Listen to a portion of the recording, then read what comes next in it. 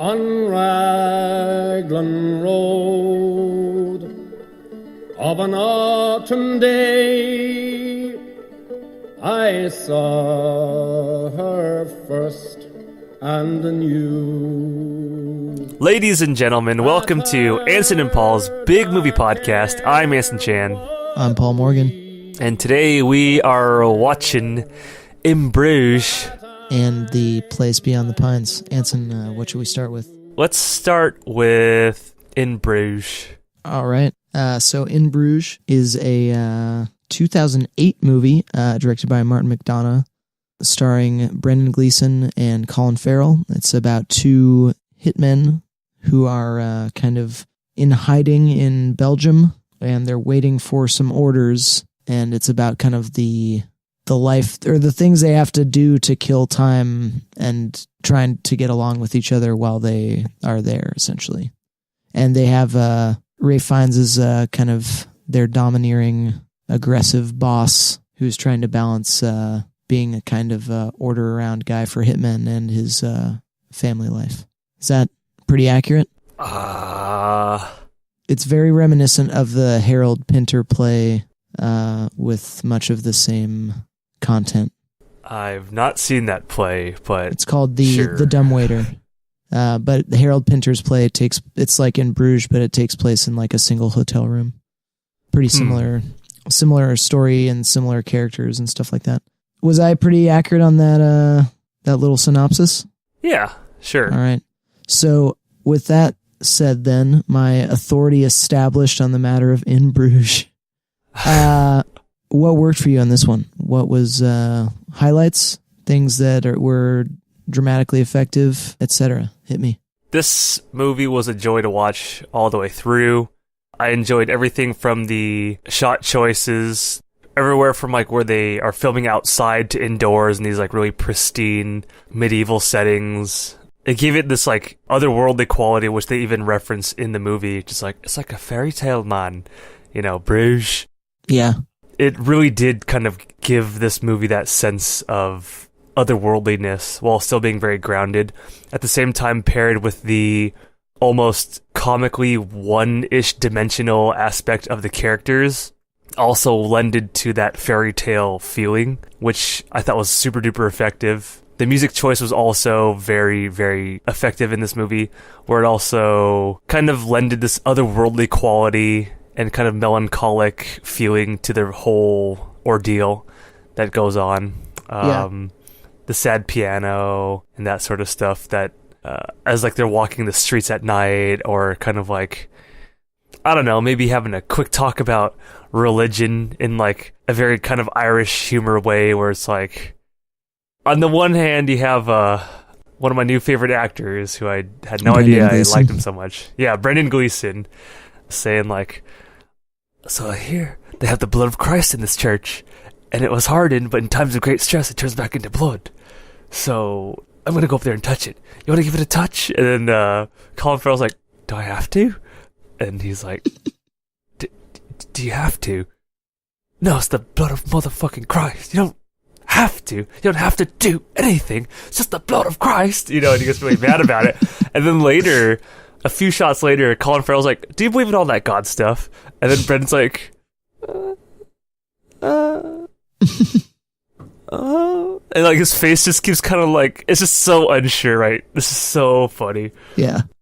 The little spaces that they have between lines of dialogue just for the characters to like use their faces and stuff were really spectacular. Oh, I agree. The beginning was chock full of it too, where you really see Colin Farrell's character established through his petulant remarks and kind of like outbursts, as well as his like almost like emotional sensitivity of like a child as well. Yeah. Just the way he's able to contort his face and kind of like raise the pitch of his voice. Yeah. Really, really good stuff. Yeah, and that kind of leads me to this other point, which is the characters are just so utterly memorable. Mm-hmm. I think I will remember these characters for hopefully years to come, because this movie is so endearing. It's almost like reading a book where they're so well defined and they're so representative of kind of what they are, where they stand morally, what their feelings are, practically, or religiously or spiritually. Yeah. It's so interesting. It's so very funny. Where Ralph Fiennes, who plays Harry, he is so principled and lives by such a rigid code of honor, yet his outlook on like the church or spirituality is just is so different, where he's willing to, spoiler alert, can I spoil this? Like, I think shoot it's a been priest. out for long enough. Yeah. Yeah. Okay. Well, he's willing to like shoot a priest or put a hit out on a priest, which is so funny because he's such an upstanding, righteous dude. Yeah. But that does not apply to what we, I think, in most of society, or at least like on a very base level, would imagine morality to be kind of tied to the church.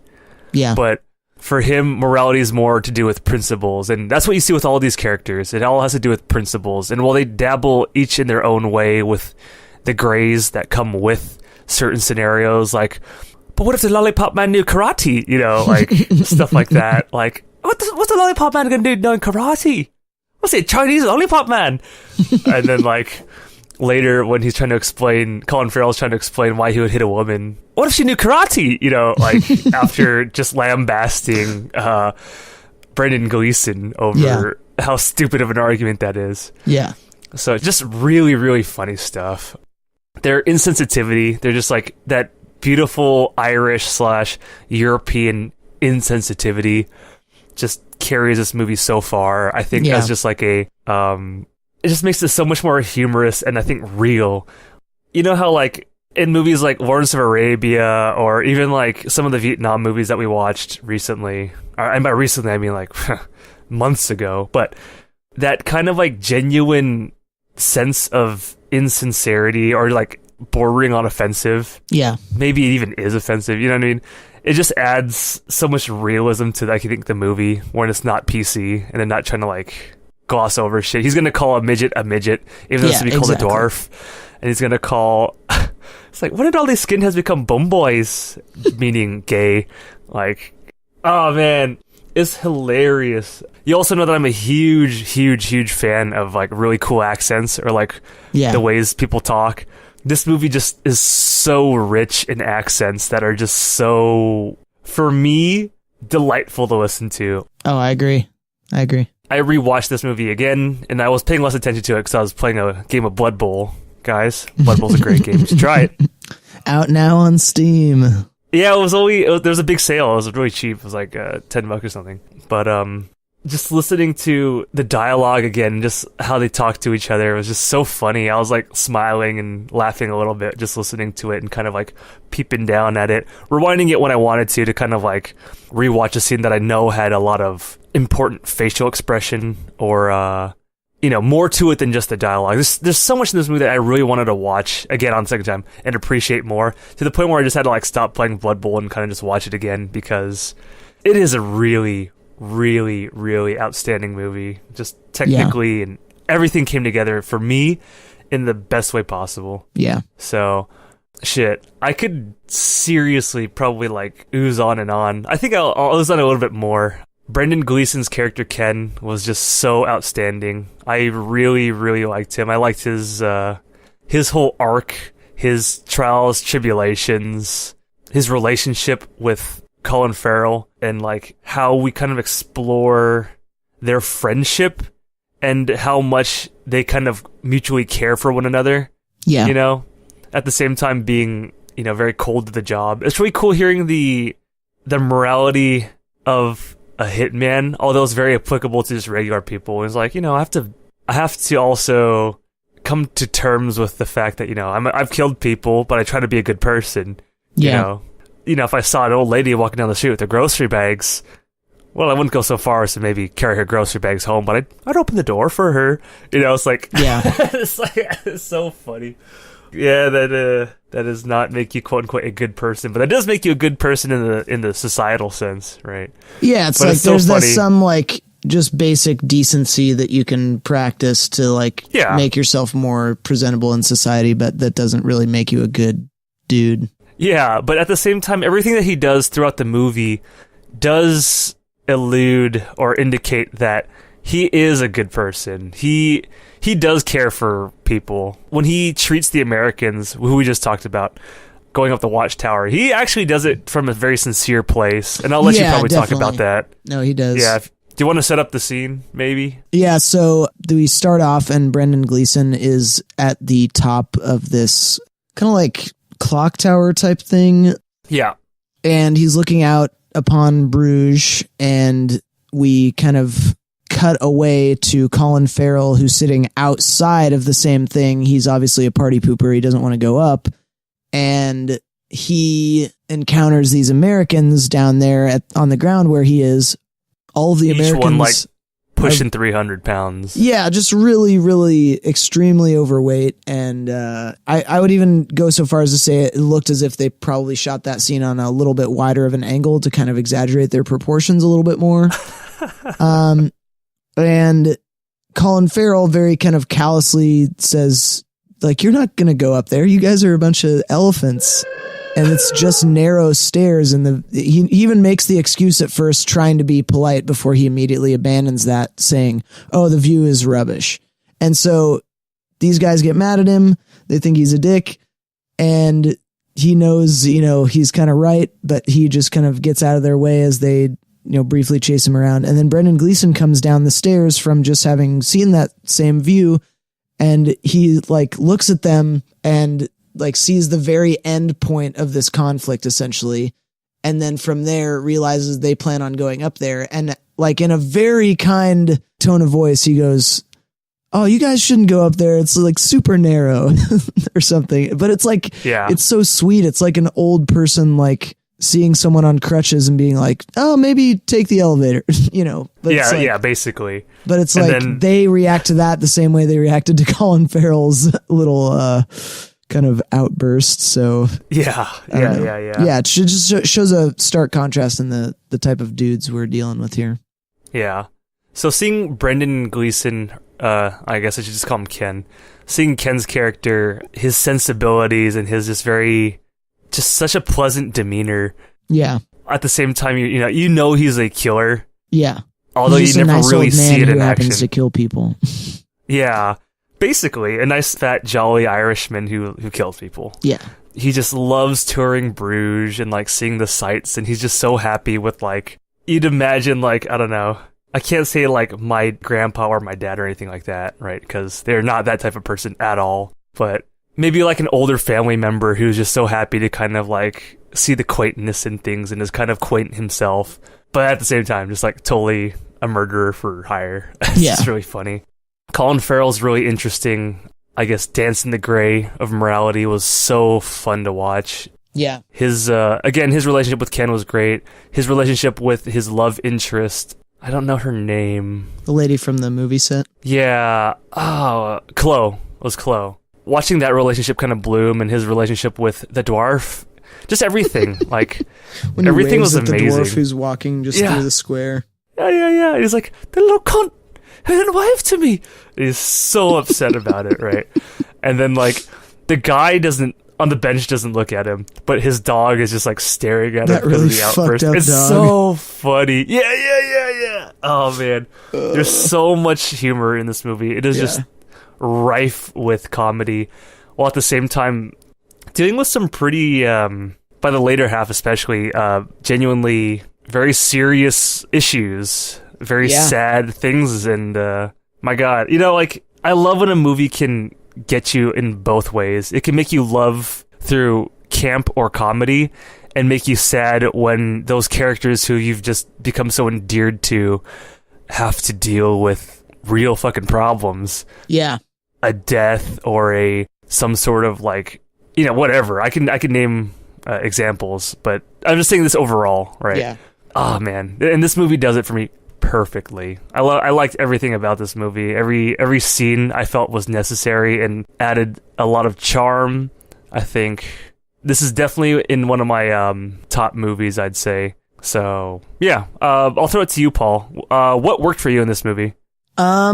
I think my favorite thing is the kind of it's like one of the best instances I think I've seen in a movie of awkward realism, if that makes sense. Like the kind of awkward way that life is just a little bit uncomfortable. And I would say that to me, that's really embodied really well by Colin Farrell's character. Mm-hmm. In the beginning of the movie, when Brendan Gleeson's up at the tower looking at the beautiful view and stuff, he's just kind of being like a party pooper, like, oh, I don't need to see this. I'm here working and stuff like that. And his face is just like, I am so uncomfortable here. Mm-hmm. I am so uncomfortable. And it's the same thing when he's sitting on the bench next to the guy with the dog. And he's like, oh, fuck. Like you can see like his eyebrows just have this like, oh, I'm hurting kind of look for like half the movie.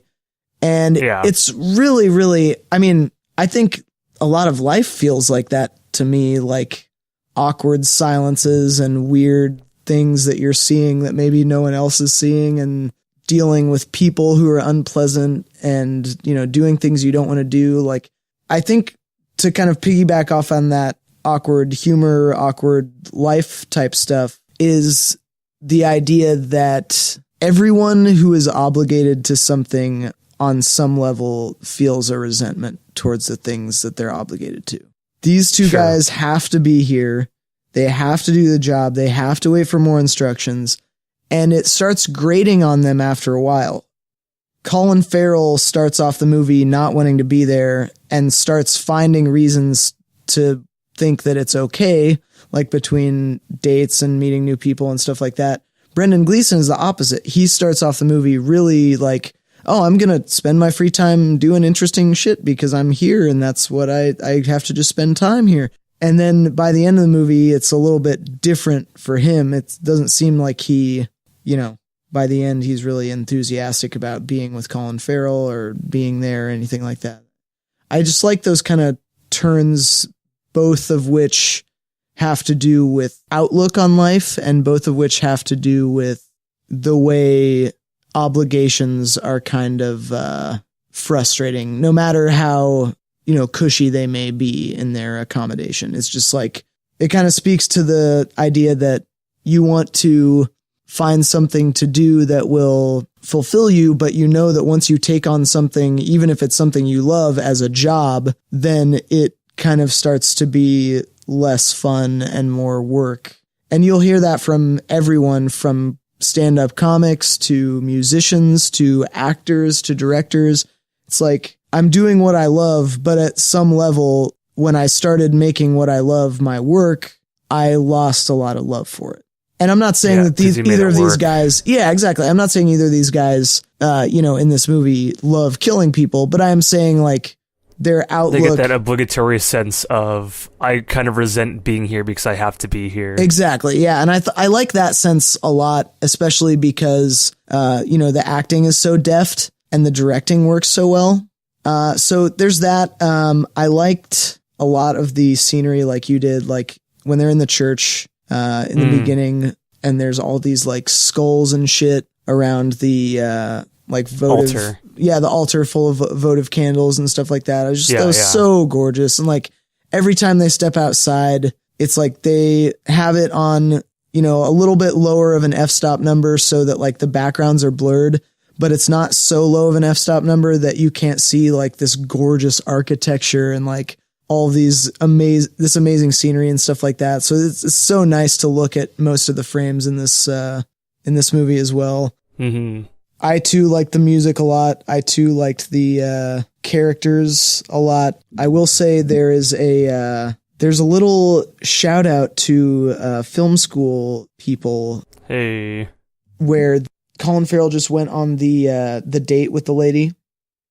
And it cuts back to Brendan Gleeson in the hotel room, and he's watching this movie called Touch of Evil, which is an Orson Welles movie. And they have this really famous, like 3.5 minute crane shot in that movie. Scene, for the opening scene, and it's just gorgeous. So I love that they threw that shot in there. Yeah, that was really funny.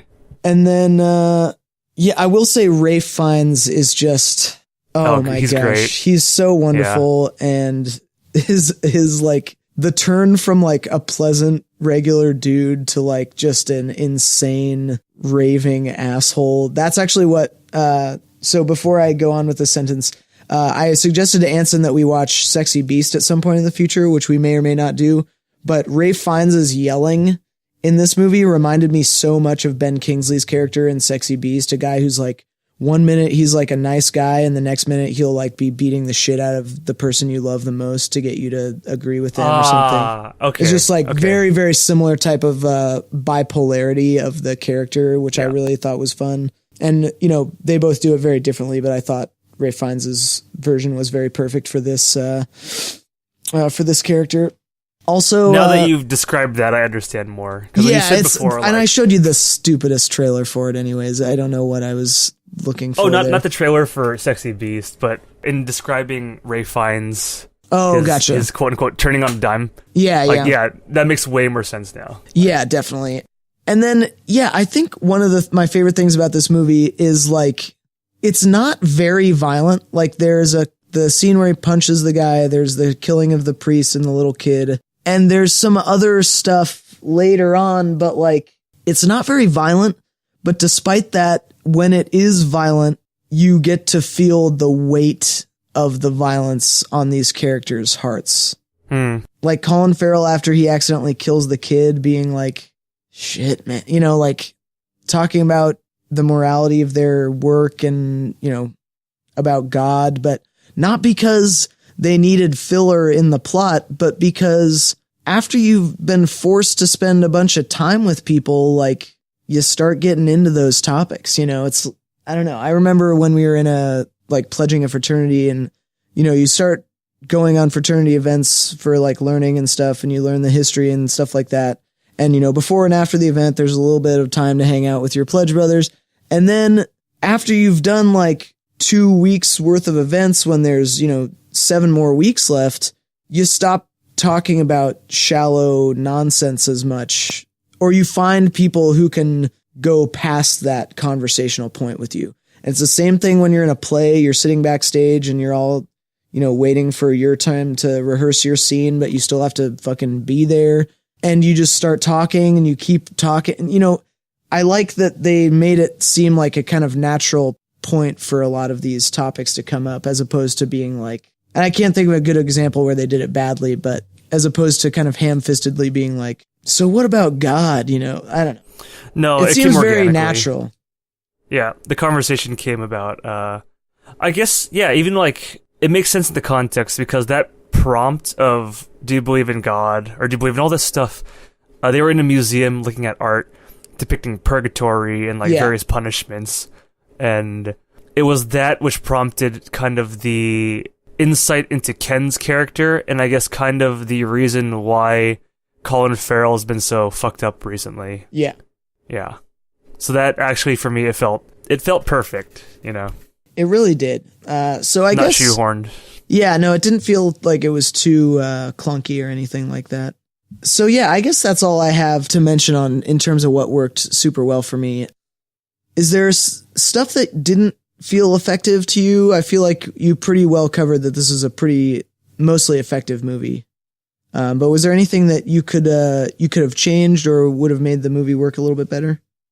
No, I think I hold this movie as maybe a perfect, wholly contained experience where I would not maybe change anything really, nor would I be so arrogant as to suggest ways I think I could make it better.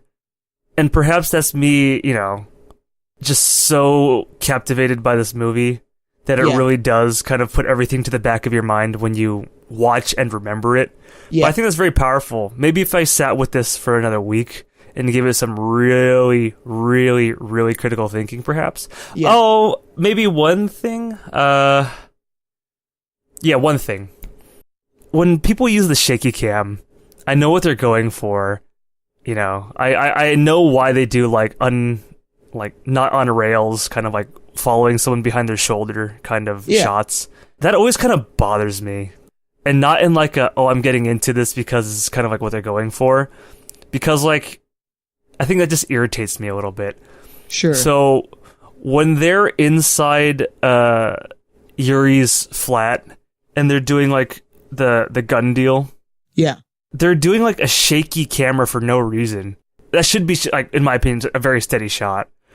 But, you know, they have the camera needlessly kind of moving up and down and a little bit like around, jostling to kind of get the tension across that I guess Ken is feeling, or just the gravity of the moment, perhaps. Yeah. But I don't think that was really necessary. That did kind of bother me a little bit. So you wanted to see maybe a little bit more motivated of a camera? Yeah, and maybe they could have played around a little bit more with the way they move around the shot, rather than shaky shot, reverse shot. Because that was a very beautiful building that they were filming in. The lighting was excellent. Yeah. There's so much to look at and things they could have like interacted with and go around and play with the lighting if they moved around. Yeah. That I feel like they lost a lot in just settling on a shot, reverse shot. Yeah. That is one thing. One other thing, the violence in this movie is cut very quick. When someone gets punched, or someone takes a swing, or something like that, the shots are so fucking fast that... Yeah, that's a kind of a problem with movies today. Yeah, I mean, like, it gets the point across, but this especially became an issue when I was trying to find a title card for our, great job. Oh, sure. Big movie podcasting. Yeah. Because I wanted to get a shot of the karate chop, and you know what that means, right? Yes. And there's like, it's almost impossible. There's literally like 2 frames of that happening before they cut and cut back. And like, there's a lot of that actually in this where, and I was also looking at the Canadian scene, and I was like, that also took place in like just a few frames. And it's like, man, shit. Yeah. It doesn't detract from the movie, but that is somewhere where it could have been improved upon, I suppose. It's something that you want to, if you're being a careful filmmaker, I think it's smart to avoid if possible. Yeah. I know this might sound pretentious, but I feel like the structure of a movie filming schedule is such that if you need to cut corners in order to get your schedule done on time, you don't have a big enough budget to do your movie.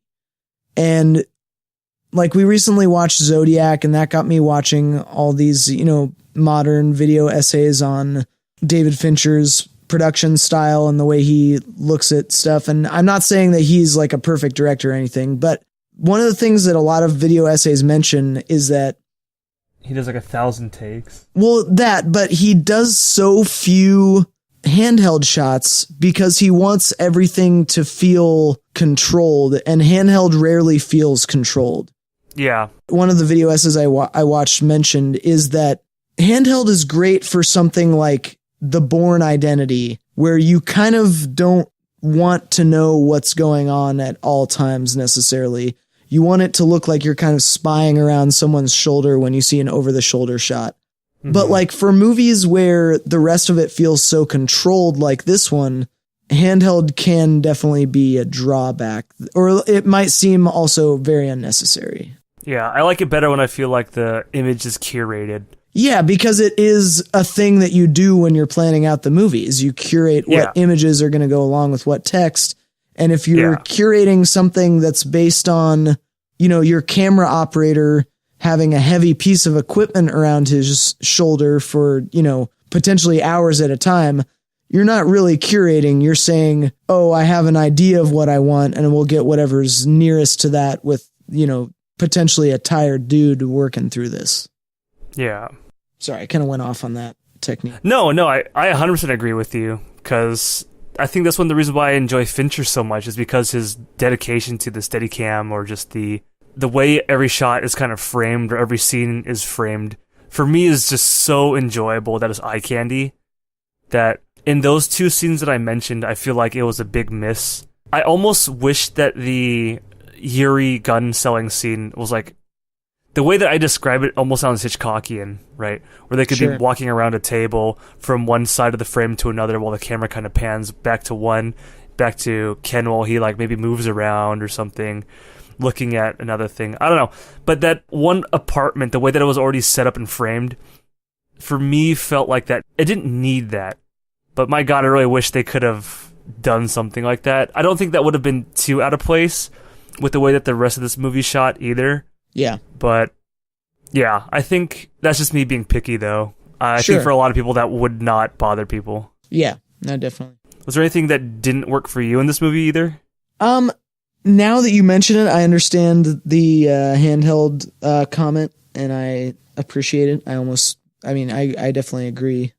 I don't think there's a lot that I was super turned off by. This is I've mentioned a few times in this podcast that there's a few movies that I love watching that are almost always hilarious to me, but I never actually laugh out loud. I think Doctor Strangelove is a huge one of those. The Pink Panther movies are a huge one of those. This, I think, is definitely on that list. One of the ones we watched recently is on that list, but I forgot which one it was. We just talked about it. Yeah, one of the things that we literally just watched last podcast, maybe. I think you mentioned this. Yeah, like right before. Unless Akira. I'm tripping. Yeah, and so this one, I think is definitely on that spectrum where it's kind of like, I always am going to think it's hilarious, but I'm never going to laugh. It might at best elicit a chuckle for you. Yeah, exactly. I'm just like, I'll be sitting there smiling the whole time. And the thing is, it's a hugely pleasant experience altogether, but just, I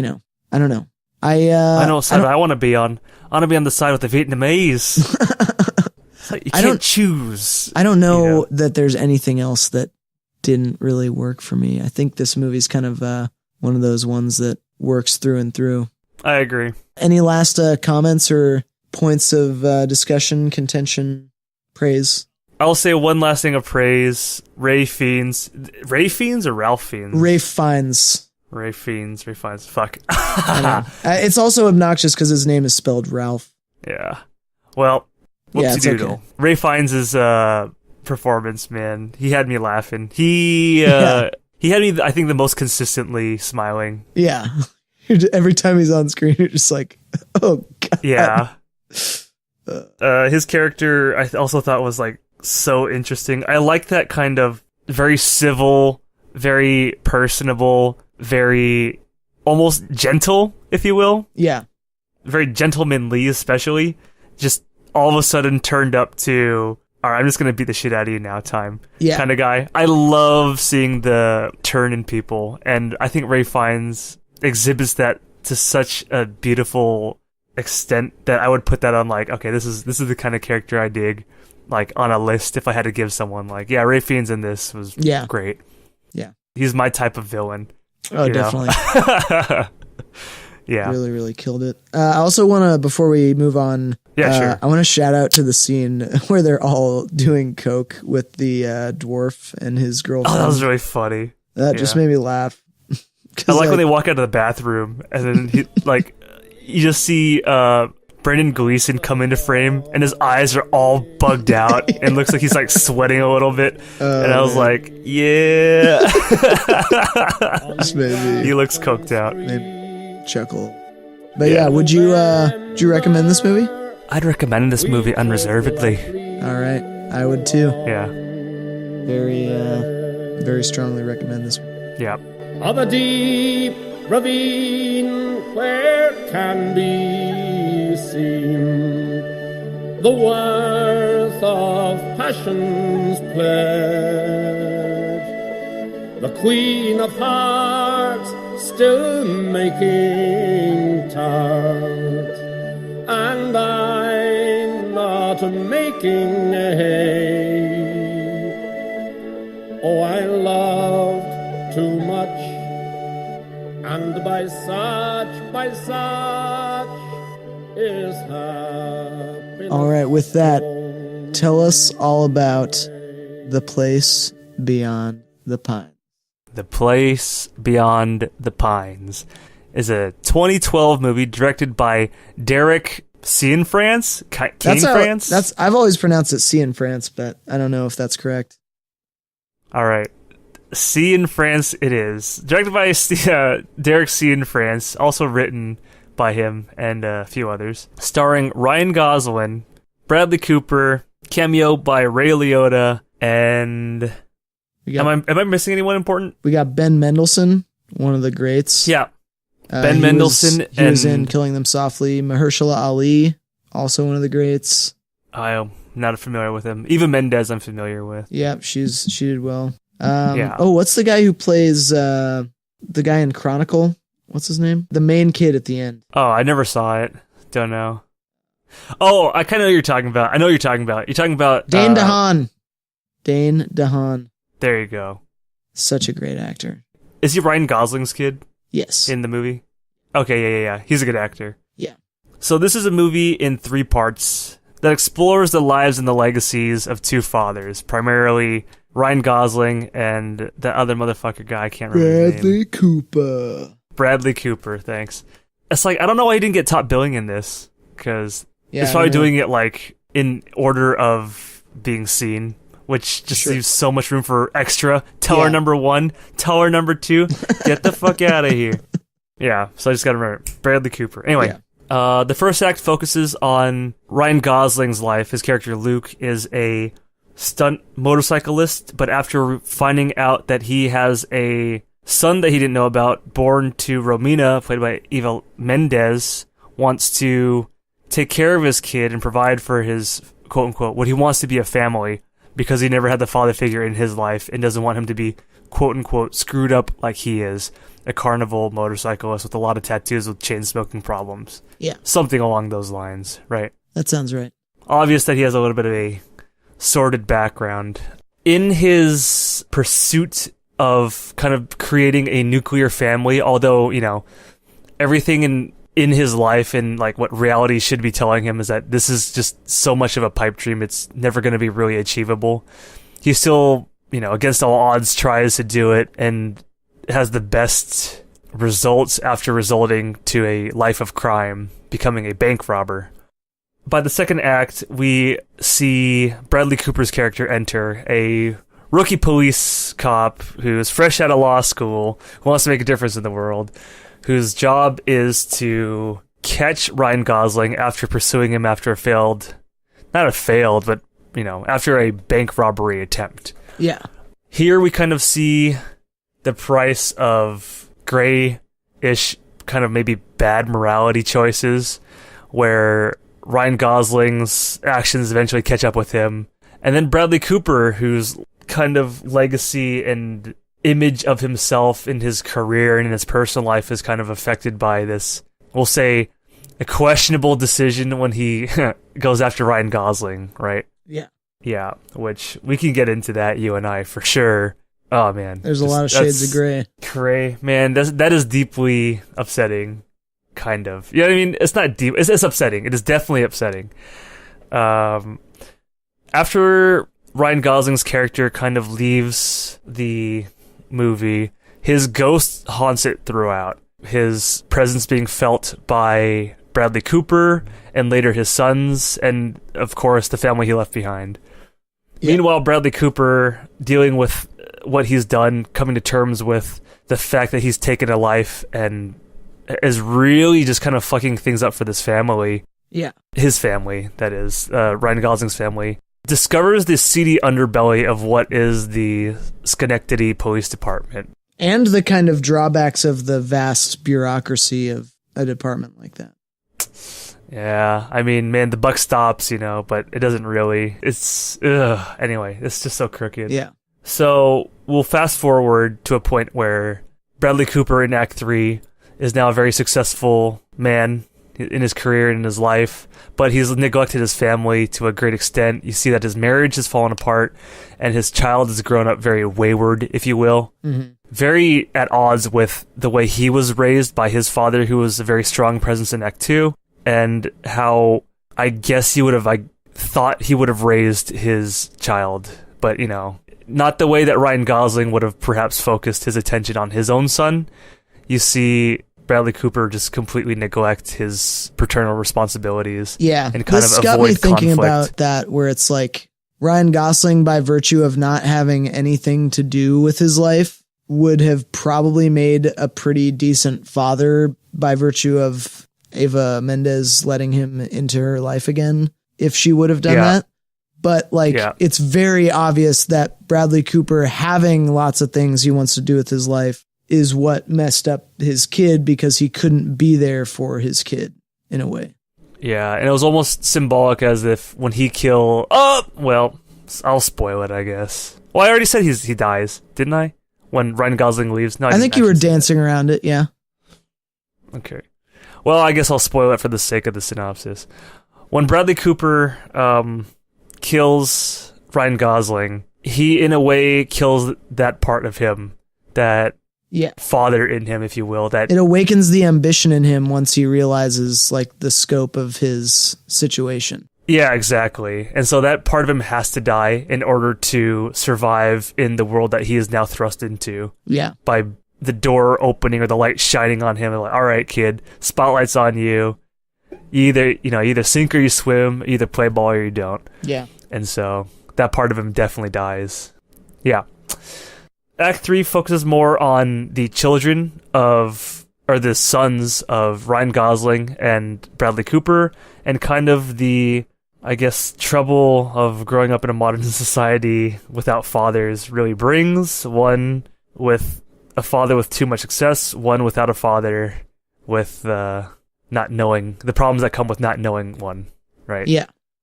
So that's how I would describe A Place Beyond the Pines. Yeah. Am I missing anything? Did I give too much away? I mean, I think that's the tough thing about this movie is that you kind of have to watch it for any of what you said to make sense, because there's so much, like, it's almost like and forgive this god-awful comparison, but it's almost like Les Mis in the sense that, like, so much stuff happens and it's over the course of such a long period of time, and you're supposed to remember where every character was at other points in the movie. I think you got most of the big sticking points. Okay, yeah. I just didn't want to give too much away. Yeah. Well, so let's begin, Paul, after my really long-winded synopsis. What did you think of Beyond the Pines? What really worked for you?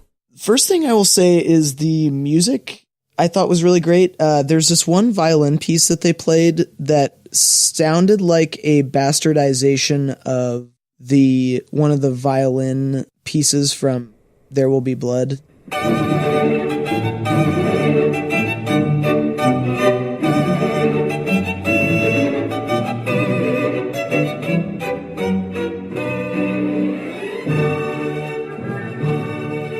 And it's like the except it's way faster than that. And it's kind of like, it's just such a gorgeous piece. It gives me chills every time they play it, which is like, to me, it's like unfair that this movie has that piece in it, because I get chills whenever I hear it. I thought every time I've seen this movie, I've watched the first 10 minutes or so and I'm like, oh, this is just a movie about pretty people being pretty. And then, cause it's all like kind of starry and gorgeous looking in the carnival area. It's like, Ryan Gosling meets Eva Mendes in front of the Ferris wheel, and there's all this soft focus behind them, but it amplifies the brightness of the LED lights and stuff. It's just so gorgeous. Yeah. And then later on, he like returns to that same exact spot in almost the same exact shot to see if she'll be there. There's just all of this gorgeous stuff like that.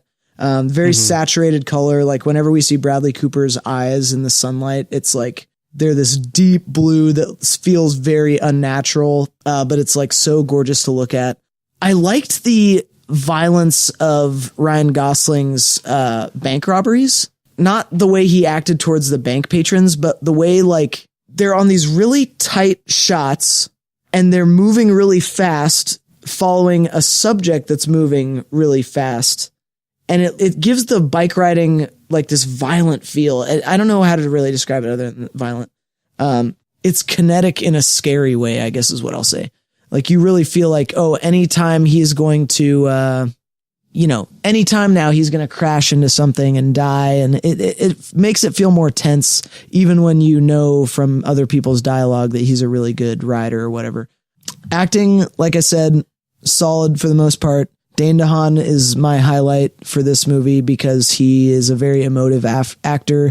Ben Mendelsohn, we know from Killing Them Softly and from interviews and stuff that he's Australian, but he had put on a great American accent. Just great. I really and also his face too. is so wonderfully expressive as well. Mahershala Ali is one of my favorite actors. Loved his performance. He gave just enough to be, a caring dad, but also, someone who's assertive about his life and his boundaries and stuff like that. He got totally screwed, man. Oh, yeah. In every scene that he was in, pretty much just screwed over by everyone else. Just so fucked. I also like the kind of and even if I don't agree with it, I gotta say I don't personally agree with it. I like the self-righteousness of Dane DeHaan's character once he decides to seek out his father and his dad's killer. Same. Something about that really felt, it felt like Shakespearean almost, or like Greek epic, kind of like, I'm going to go, mess with this guy who, hurt my life, and I'm going to do the most dire thing I can, but then he gets to go do it, and he has all of the resources to do it, and he's all ready to go, and he can't do it because he's a human being, and you see that look in other people's eyes. I mean, it's kind of like Brad Pitt in Killing Them Softly. It's like, if you kill someone from right up in front of you, they get screaming, they cry, they whine for their mom. It's like Dane DeHaan is literally Brad Pitt in this scene with regard to that. And I don't know, I just thought that I was also really, want to give I want to give credit to the fact that it feels, like I said, Shakespearean, but it feels believable because at the time in this kid's life, which is like a very rough time, he's finding himself, he's just now really questioning, who's my dad? Yeah. Real dad, biological dad, right? Then understanding like that was taken away from him, and that like his life is so hard and on the fringe. He just almost got busted for like, oh my God. The amount of like X he was probably carrying on him. The 15-year jail term, is hell of real. Like that's such a huge controlled substance. He's hella fucked up. He just got his ass whooped by the son of the father of the killer. Yeah. Or like right after he found out killed his father. Yeah, right after he found out that that's where Bradley Cooper lived. You'd be so fucked up, dude. To me, we understand like that very sensitive time in your life when you're in high school and you're kind of like hitting that coming of age time. Man, dude, that felt real enough. Shakespearean in that, this all kind of like leads from one thing to another, but there's enough believability here where it's like, yeah, you could totally see a kid wanting to do this, gutting down the guy who killed his dad after all the shit that just happened. Yeah. Yeah, that's pretty reasonable. No, definitely very reasonable. Other things that I thought worked with this were the very slight looks into the bureaucracy of the police force, like, hey, you can talk to your boss and your boss's boss, but until you go to the boss of the boss of the boss, you don't have a lot of ability to affect change in any sort of meaningful way, which is disappointing, I thought that was great, especially showing that, the vast chasm between people like Ray Liotta's character, who are just very corrupt and without any qualms about being so, and people like Bradley Cooper, who are like, well, if I use my, newfound clout and combine that with an action that is inarguably the opposite of corruption, which is kind of like giving up people who are ruining the party for everyone else, I can kind of make that work for me. I think that's kind of a great turn in terms of him deciding, I'm going to be an ambitious person now, as opposed to just kind of this guy who's got a bunch of idealism.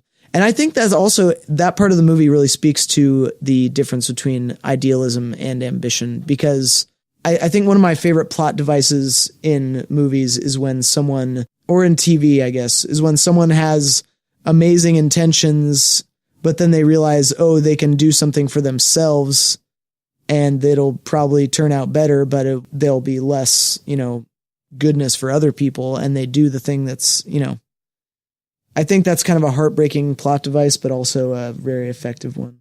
Was that clear enough? Did you know what I mean by that? Yeah, absolutely. Yeah, it's like when a dude realizes he can, save the guy dying on the side of the road, or he can lay down and pretend to be hurt and be the lone survivor of the whatever, and that would net him a better result. And so he does that, that sort of thing.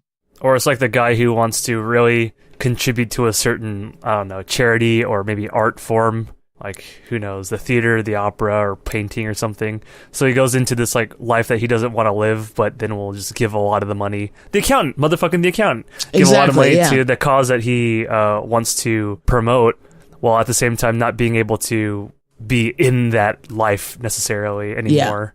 Yeah. So where Bradley Cooper stops being the idealist and becomes the pragmatist. Yeah.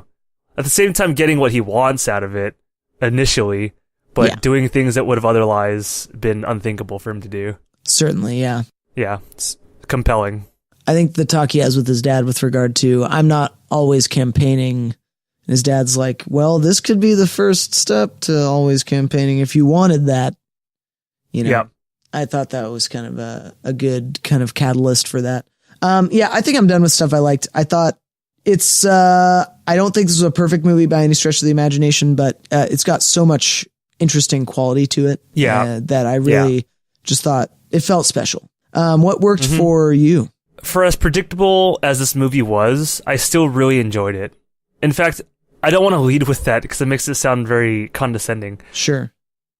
Well, let's Let me just say rephrase this. then. Let's say that in classic screenwriting / movie fashion, a lot of the dialogue and a lot of the cinematic setups for certain scenes let you know pretty explicitly how that scene is going to play out. I think that's not, Yep, I don't to varying think, degrees. I think that alludes to your word that you used, which is predictable, but I also think it's, that just is movie making devices combined to work functionally. I think that's, or perhaps very traditional storytelling. yes, I'd say this movie follows a very traditional storyline, operatic or almost theatrical, if you will. Yeah. Where again, I was able to piece the movie into 3 acts, into a 3-act structure that is much more ambiguous with like a movie like In Bruges. Maybe that has possibly 2, but they're kind of blended, right? Yeah.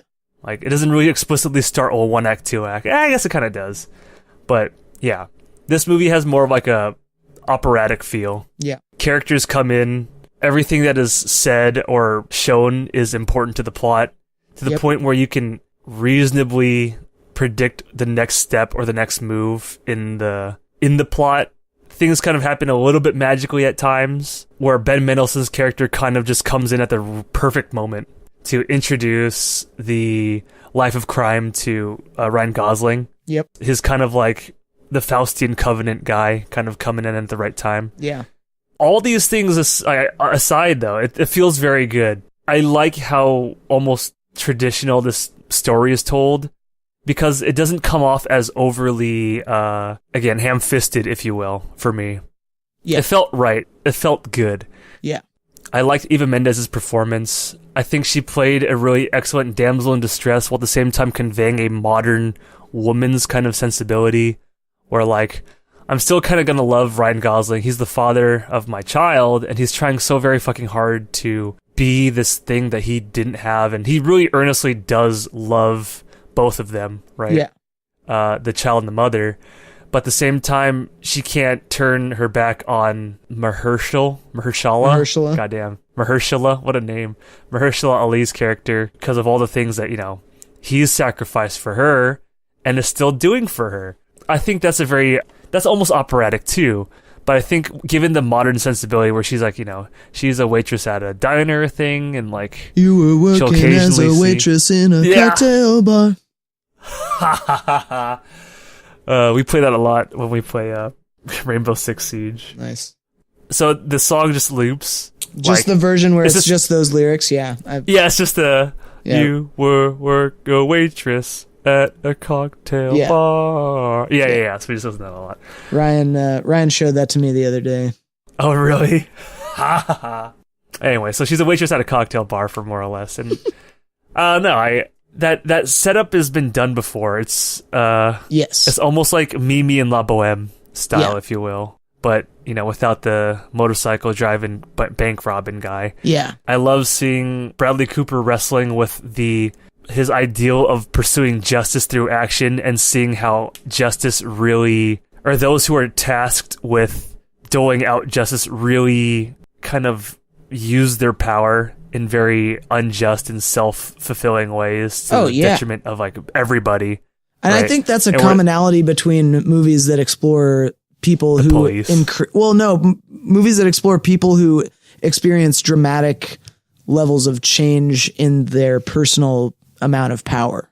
Like, I think that is also a theme of Akira, which we watched last time, which is like, well, hey, this guy is helpless. He gets some power, and then how does he use that power? He uses it for his like stupid ego satisfaction because his stupid ego is what made him feel helpless in the past. He couldn't just accept help from people. He had to accept help from people and then feel hurt by the fact that they had to help him. Yeah. And it's the same thing. I feel like that's a commonality in movies about power is like some people start off when they get more power and they want to start helping their friends out and they want to blah, blah, blah. But it ultimately becomes every ounce of power is used for some form of personal gain a lot of times. Yeah. It's like what's that Nietzsche thing where all great men have to wear terrible and horrible masks or something like that? Yeah. Yeah. In order to even just like get that power, you need to just kind of become a monster, if you will. Yeah. In this case, where we see absolute power corrupting absolutely, the police are... Where Ryan Gosling was stealing from the many, if the government... So let's just say the rich, right? To give to the poor, himself, his family, everything. You see the police stealing from the poor and basically giving to the rich, which is themselves. They're all really well-to-do. Yeah. Right? And then they will go into people's houses and just straight up rob them. Like, all right, here's the thing. You look the other way for my warrant, and we look the other way that your mom probably doesn't have papers, okay? And I was like, oh, man, that's so fucked up. But yeah, you can totally do that. You're coming into like a minority's house. Yeah. This is so bad. This is so bad. Seeing Bradley Cooper wrestle with the reality, again, of how power is abused in the system is very interesting. Seeing how he has to be forced into the position of unraveling, I think, untangling this kind of fucked up system in order to preserve himself and have to make power plays in order to, again, preserve his survival. Yep. When he gets driven out into the woods by Ray Liotta, it's like, oh, shit, right? Yep. I was like, the first time I saw that, I was like, oh, Bradley Cooper's character is dead now. Like, yeah, same. It's very much like, what's that movie that we watched, one of the very first Coen Brothers ones? When he's chasing the hat in his dreams. Oh, I know, yeah. I know, right? It's one of my favorite movies of theirs, and I can't even think of the name. Miller's Crossing. Miller's Crossing. Yeah. When he chases Bernie Bernbaum. Miller's Crossing-esque. Yep. Yeah. And he spares Bernie Byrne. Yeah, so I love that scene. I like, the threat was real. Yeah. There was a definite moment where I can just get out of the car and just plug your ass, and you're so fucked. Yeah. I really like and appreciate the exploration of the children, the sons of Ryan Gosling and Bradley Cooper. Yeah. I think that's something that doesn't get a lot of, I guess I would say, mainstream exploration so much. There was a once upon a time movie called Ping Pong. It's a Japanese movie that I really enjoyed. And as a very young kid, I mean, like, I must have been like 10 or 12. Whenever I first saw it, which was very young, I had an idea for the sequel, which would be like, you see the really goofy character who's now become overly ambitious with his career, neglect his kid, and then you see the really stoic one. Or so then the kid becomes very reserved, shy, and stoic, right? Yeah. And you see the stoic friend initially, who grows up and becomes more of like a dad, and then his kid is more antsy, energetic, and whatever, because he's just like, coddled a little bit. And you see those two friends come back together and see the parents and kind of like how that relationship plays out. I always liked that idea. And I remember this because my mom and my sister are like, that's real, right? You read that somewhere. I'm like, no, I think this is just a really cool idea for a sequel. I think this is a really great way to go. And they're like, no way, you're lying. And I was like, what? But so seeing that for the first time really in a movie, well done, I thought was excellent. I was very happy with that. That kid that you like so much, I forget his name because I can't read on the cast list. What is Dan DeHaan? I really like this character. I like his I want to fit in. I want to be your friend to the point where I'm so vulnerable because of this. I'm willing to do some stuff I probably would not do normally in order to feel accepted and to be accepted, right? And then you see Bradley Cooper's kid just totally abusing that relationship for his own gains. He's almost a sociopath. It's very real, though. That is so real. Yeah, that felt really good. The chase scenes I really enjoyed. I like their whole you get into the back of the car or the back of the truck, or whatever. Like, I forget what game that's like, but there's a game based off of a movie or a show where you're a spy car driving down the road, you're shooting a bunch of things in front of you, cops are chasing you, and you can drive into the back of a truck and they'll all go away and you get out and your car is healed. Nice. It's like the same thing. So seeing that in this, I thought was a really cool touch where like the motorcycle goes into the truck and then they just drive away. Yeah. I thought that was really cool. There's a lot of realism in that. I like the bank heist scenes as well. I thought that was really funny how just off the rails he goes from his advice, like, just don't pull out the gun, you don't need it. Just give him a note, slip him a note saying, like, all the money on the table. And he's like, nah, fuck this. And he's like, give it the money on the table. I want to see all the motherfucking cash. Yep. It's so funny. His little screech that he does. Yeah, his just desperate Gosling screech. Yeah. Yeah, it's really funny. I can't even replicate it. It's so good. I don't want to peak my audio. Yeah. I know. If I had nicer microphones and a little split screen, I would definitely try it, but no. Yeah, I gotta work on my audio setup too. But yeah, there's just so much in this movie that I really enjoyed. Yeah. And I gotta think say, I lost a lot. Go for it. No, go ahead, you first. I gotta say, one of my favorite things about this movie is pretty much up until the point where he decides he's gonna run for something. Bradley Cooper is trying to do the right thing. Maybe not for the right reasons, but he feels uneasy with all the bad that he's doing. Well, it starts off very idealistic because he's like, Yeah. I should have brought this to you sooner. I don't want anything to do with this. Exactly. They're pressuring me. And he's like, what the fuck are you talking about? What do you want me to, the chief is like, what do you want me to do with this? Because they all watch their own, right? And it's like, you're fucking things up for everybody. Yeah. That moment in Breaking Bad, if you recall, where it might have been Better Call Saul, but Mike Ehrmantraut's character reveals that, he was once a beat cop too. He was once a great cop. He was in the force for a long time. His son wanted to be just like him and join the police force, but as soon as he was like confronted with take this bribe or take this like money, this drug money that's going to disappear from evidence, right? And he didn't want to do it. The cops turn on him. Like they're immediately suspicious and know that like he has the capacity to fuck up everything for everybody. Yeah. So Mike actually advises him, take the fucking money and just shut the fuck up. This is how it actually works. But by then it's too late. And so the next time they're out on patrol, they frame a shootout and then they kill him. Yeah. And that's kind of what you see here in that just reality of you need to play ball. You need to shut up and buck up or, get fucked up. Exactly. And I think the thing about Bradley Cooper's character that really intrigues me is that, I mean, maybe this is a stretch, but even when he does get power and he's assistant DA and then he's a DA and he's able to help his kid out, he's able to help Dane DeHaan's character out, you get the feeling that like he almost has this position in society not only as a result of his ambition but as a result of his want to make up for what he did to Dane DeHaan's family, essentially. Yeah, because by the time you get he's so guilty, and he still uses his abilities for like not so righteous gains at times. Like, I mean, getting Dane DeHaan out of jail is kind of a nice thing to do, but getting his own son is a little bit more important. Selfish. It's way more important for his election. Yeah, exactly. So you see there's some selfishness there, but I think it's a case where his ambition wasn't necessarily all evil, but it was in stark contrast to his idealism, for sure. And I think the way that manifested itself in terms of his son's personality was really just kind of fascinating. Mm-hmm. I agree. 100% agree. Yeah.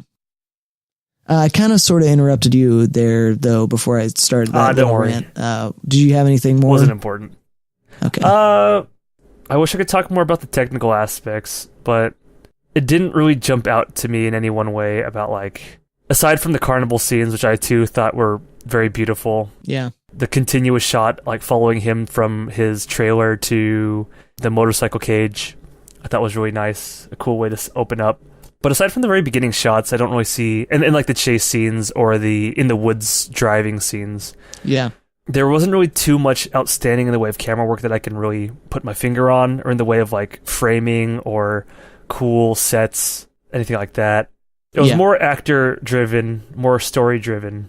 Musically speaking, I didn't get that chills that you got. I can't even remember if the sound was good. You know what I mean? Yeah. I don't remember any music from this movie, but I'm glad you did. So I really just have to boil it down to story and character for me. Yeah. Yeah. So I think that's all I'll say in what worked for me. Yeah. Was there anything that didn't work for you in this movie, Paul? Not particularly, though. I will say, yeah, I tried to write stuff down, but I didn't really write anything down for that category, unfortunately. I think, as you said, when you've been watching movies for a long time and you kind of know how, traditional screenwriting or storytelling or like cinematic language works, a lot of the events in the movie do feel very much like, they're going to happen, or some version of them is going to happen.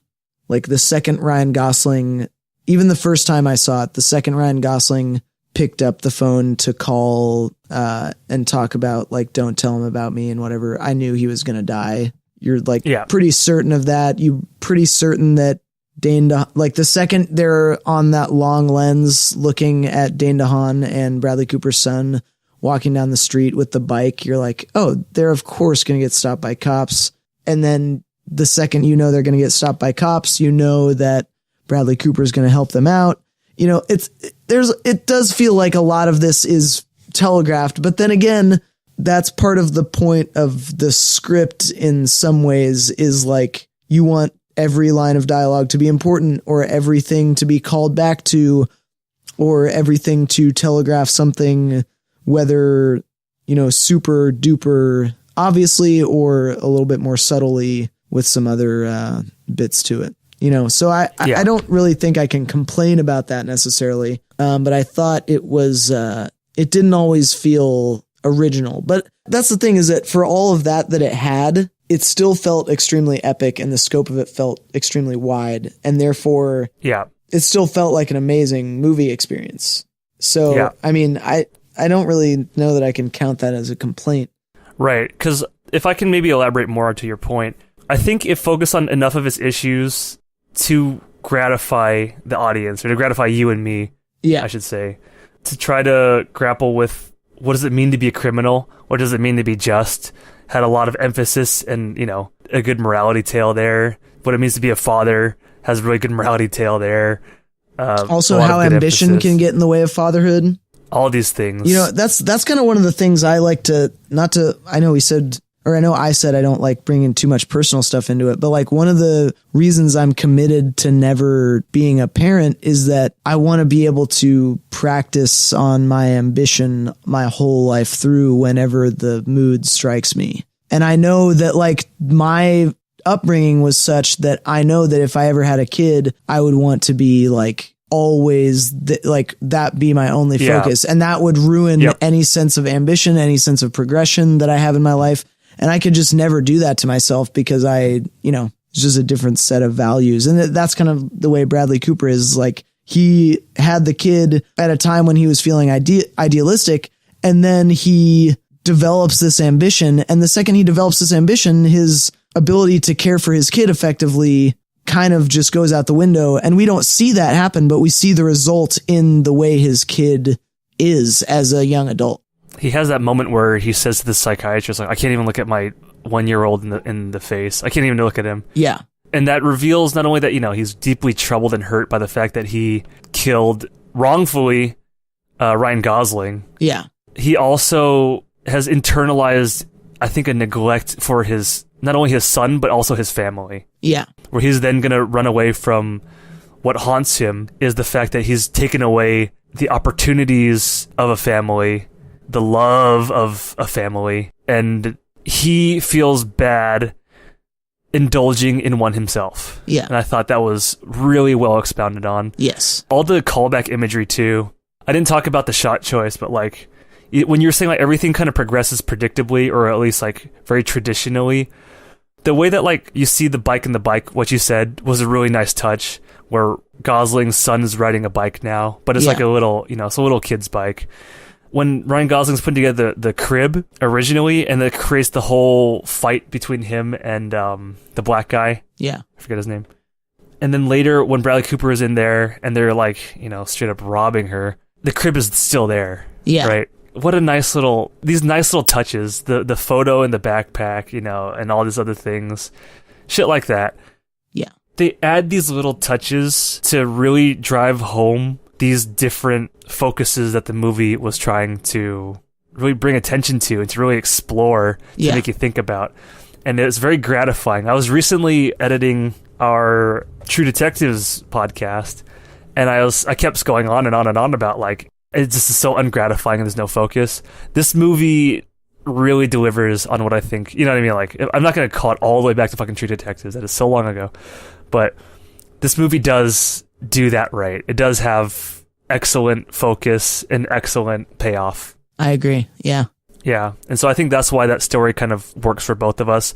Although we do acknowledge the fact that it is predictable. I mean, I know that's really do we have a better word for that yet? I keep saying predictable. Did we settle on? I don't think we settled on specific vernacular that we wanted to use there, but yeah, because I feel like it does it a bit of a disservice, but you know, I can understand why someone would have a gripe with that. Yeah. Anything else that didn't work for you aside from what we copped I think out that's of it being our too, problem? That's too much already. I've tried and failed to describe things that are intangible in a way. Was there anything that didn't work for you? I think maybe the third act dragged on a little long. I feel like that could have been refined a little bit. I think maybe even the beginning could have been refined a little bit more too. Getting to know Ryan Gosling and Eva Mendes's relationship, I thought was interesting. I thought it was impactful. But at the same time, I also felt it drag a little bit. Yes. I didn't get bored with it. I still enjoyed it, but there were moments where I'm like, maybe this could have been tightened up. Maybe this could have been done a little bit more strongly in just one scene as opposed to like broken up into like one or two or three really long scenes. Sure. So the scenes, but that's another thing where I can appreciate the fact that they want you to spend time with these characters and really appreciate the acting. Yeah. Because it does build a relationship between you and the audience rather, and the character and the actor. So I can't really fault it for that necessarily, but I could see certain things tightened up. I would be curious to see it, like, maybe, how long is this movie? 2 hours 15 or something like that? 2:20. Oh, yeah. Okay. So I could see it maybe losing 20 minutes. Oh, surely, yeah. And not losing too much narrative effectiveness. Yeah. Even driving out to the woods. I mean, I get that. You want that to be a long drive because you want to see Bradley Cooper react. You want to feel that tension. Yeah, I don't know, because you could have just had them like driving to the woods somewhere remote and then just kind of like had the same payoff. But the fact that they took time with it also is a testament to them really putting you in a mood. So I grapple with this movie because for as much as I enjoyed it, there are things that, like, I understand why there's a happy little bush over here, or, you know, you use phthalo blue and titanium white on this canvas. Sure, yeah. To use a Bob Ross. The purposes of the filmic techniques feel very apparent. Yeah. Which I don't think is a bad thing. I mean, I don't know that I don't think you're saying it's a bad thing, but I think I would be kind of hard on something about that in some instances, but I'm not. Yeah. I can't be that hard on it in this instance. I feel like it just worked so well that I can notice it, but I don't have to dislike it because of that. This movie really does give you the sense of, like, you know you're watching a movie when you're watching this movie, or you know you're watching almost a play as you're watching this movie. Yeah. Right? Yeah. And I don't think that's necessarily a bad thing. No, not at all. But I know in a lot of other movies that could really work against it. Yes. Right? Oh, yeah. But in this case, it worked fine for me. It worked good. I like that. I agree. So would you recommend this flick to a bud? Oh, God. This is the hard thing. I would say yes, but this is long. Yeah. It's predictable. You might have heard the story before. Sure. It's not a home run for me, but for me it was very enjoyable, and I'm glad I watched it. No, definitely. It's not something I'd probably put on my, if I ever have one of these like shelves of like picked out movies and things like that. It's not going in your curated Criterion collection. It is not going into my curated shelf, unfortunately. Sure. But it is a movie that I would definitely remember fondly. Yeah. I think the performances were all great. I think it's just a good exercise in well-crafted, just whole cinema. Yeah, it's a solid 7, and it's not 7 being a bad average. I mean, like a solid 7 isn't like, I'm really glad I saw this movie. Yeah. I don't know if I would seek this out unless, oh man, see, that's tough.